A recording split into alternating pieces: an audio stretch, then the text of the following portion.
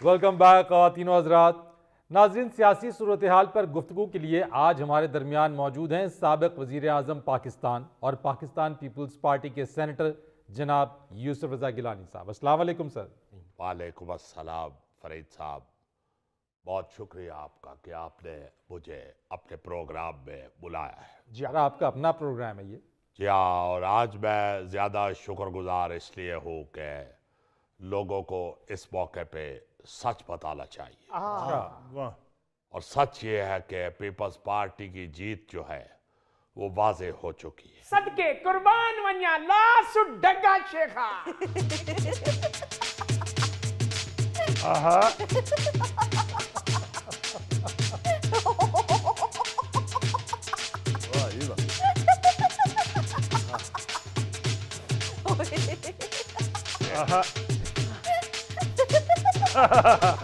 वाह वाह।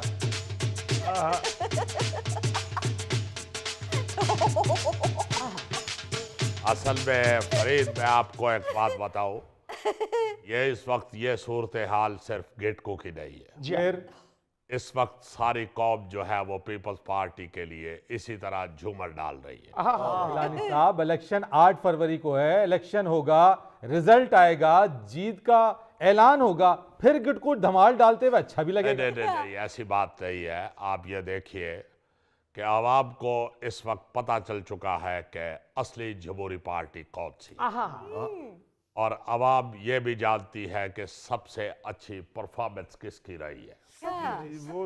तो पीपल्स पार्टी जो है वो अपनी परफॉर्मेंस के हवाले से इस वक्त सबसे आगे जा रही है।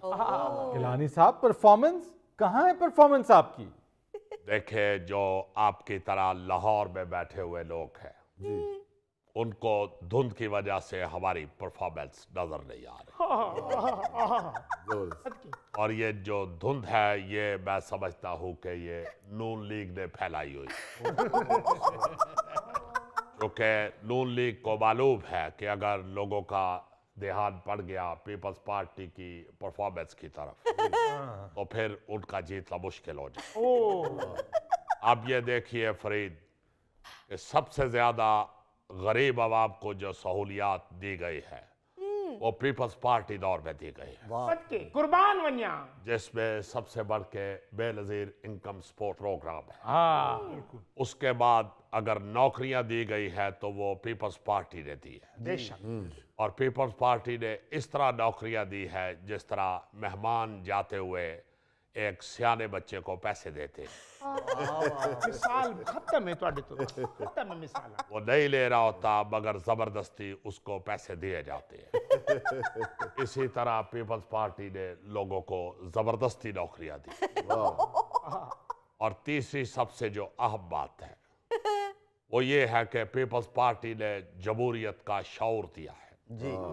पीपल्स पार्टी ने आवाम को ये बताया है कि असल वोट की इज्जत क्या होती है, असल जमहूरियत क्या होती है, असल आवाम की ताकत किसे कहते हैं।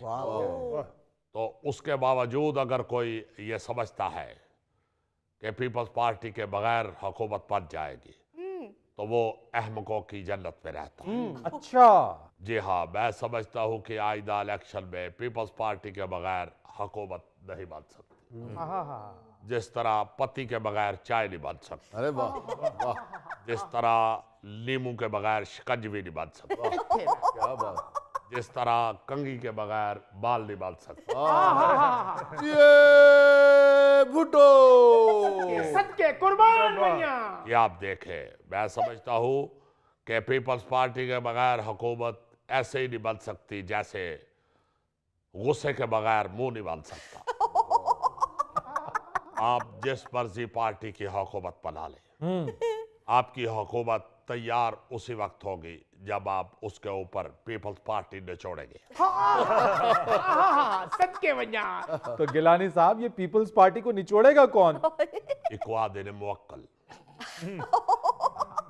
मेरा मतलब है कि एक गायबी हाथ आता है और वो निचोड़ के चला जाता है।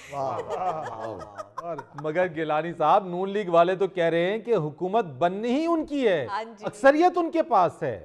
नून से बनता है नहीं, क्या बात है शाह जी, क्या बात और है। नून से आप इंग्लिश में भी बनाएंगे तो नो बनेगा। और हम ये समझते हैं कि इलेक्शन से पहले ये तासुर खत्म होना चाहिए वाह कि फला पार्टी जीतेगी और फला नहीं जीतेगी। आप कैसे कह रहे हैं कि आपकी जमात जो भी हुकूमत बनेगी उसका हिस्सा होगी? भाई हम तो सिर्फ इतना कह रहे हैं कि हुकूमत बेशक जिस मर्जी पार्टी की बने, उते तो आकू पीपल्स पार्टी निचोड़नी पौसी। ये क्या हुआ? इसे सियासत की पतली गली कहते हैं। की पतली गली गिलानी साहब? या बात भी कर जाओ और निकल भी जाओ। लोगों को यह तासुर देना कि हमारी पार्टी जीतेगी, हमारी हुकूमत बनेगी, इससे मेरा ख्याल है कि लेवल प्लेइंग फील्ड नहीं रहती। और यही बात जो है ये बिलावल भुट्टो जरदारी साहब भी कर रहे हैं। बिल्कुल ठीक कह रहे हैं गिलानी साहब, लेकिन शाह महमूद कुरैशी साहब के साथ जो पुलिस ने बदसलूकी की है उस पर आप क्या कहेंगे? मैंने भरपूर मजम्मत की है। जी हाँ, देखे ये शाह महमूद कुरैशी साहब हो या कोई भी सियासतदान हो, हाँ जी, अगर किसी पे कोई मुकदमा है तो उसे इखलाक के दायरे में रह के गिरफ्तार करना चाहिए। हाँ जी, इस तरह धक्कम पेल करना और इंसल्ट करना, जी हम उसकी भरपूर मजम्मत करते हैं। सही, मैंने ये पहले भी कहा है कि ये बहुत ही बुरा महसूस हुआ है जी हमें भी और अवाम को भी। जी हाँ, वो साबिक वजीर खारजा भी रह चुके हैं जी, और एक सीनियर पॉलिटिशियन है। उनके साथ इस तरह का सलूक इंतहाई काबिल मजम्मत है। बिल्कुल बिल्कुल बिल्कुल, और मैं ये समझता हूँ कि इलेक्शन कमीशन को ऐसी चीज़ों का नोटिस लेना चाहिए। इस तरह आप साफ शफाफ इलेक्शन नहीं करवा सकते। और हम साफ शफाफ इलेक्शन करवाने के लिए इलेक्शन कमीशन पे प्रेशर डालेंगे। तो कैसे प्रेशर डालेंगे गिलानी साहब? इलेक्शन कमीशन की छत के ऊपर गोगा चढ़ा देंगे या इलेक्शन कमीशन को सर्विस स्टेशन ले जाएंगे जी हाँ, और पानी वाले पाइप के साथ प्रेशर डालेंगे। गिलानी साहब ये क्या बात कर रहे हैं? भाई और क्या तरीका है प्रेशर डालने का? अब पूरा इलेक्शन कमीशन प्रेशर कुकर में तो आ नहीं सकता। गिलानी साहब, इलेक्टेबल्स आपको मिले नहीं तो आपने अपने समेत अपने 3 बेटे भी इंतखाबी मैदान में उतार दिए। ओह, मेरे भाई यही तो इलेक्टेबल्स हैं। आपके तीनों बच्चे भी? जी बिल्कुल, आपको मैं क्या बताऊं, अभी देखे इलेक्शन कितनी दूर है, जी, मगर उसके बावजूद जब मेरे बच्चों के दोस्त घर में फोन करते हैं जी हाँ, तो वो यही कहते हैं कि मेहरबानी करके असेंबली मेंबर अली हैदर साहब से बात करवाएं, MNA मूसा साहब से बात करवाएं, वफाकी वजीर अब्दुल कादर साहब से बात करें। और अगर घर में कोई भी नहीं है तो फिर प्लीज प्राइम मिनिस्टर गिलानी साहब से बात करें। कुर्बान बन जा। वाह वाह गिलानी साहब, इतनी उम्मीदें हैं तो इसी की बस कमी रह गई थी, इसको भी खड़ा करवा देते। देखे इसको इसलिए नहीं खड़ा किया कि ये खड़ा हुआ भी बैठा हुआ लगता है। गिलानी साहब, पीपल्स पार्टी तो कह रही है कि वजीर आजम बिलावल भुट्टो बनेंगे, तो आप अपने आप को वजीर आजम कही जा रहे हैं। देखे बात यह है कि वजीर आजम इंशाअल्लाह हमारे बिलावल भुट्टो ही होंगे।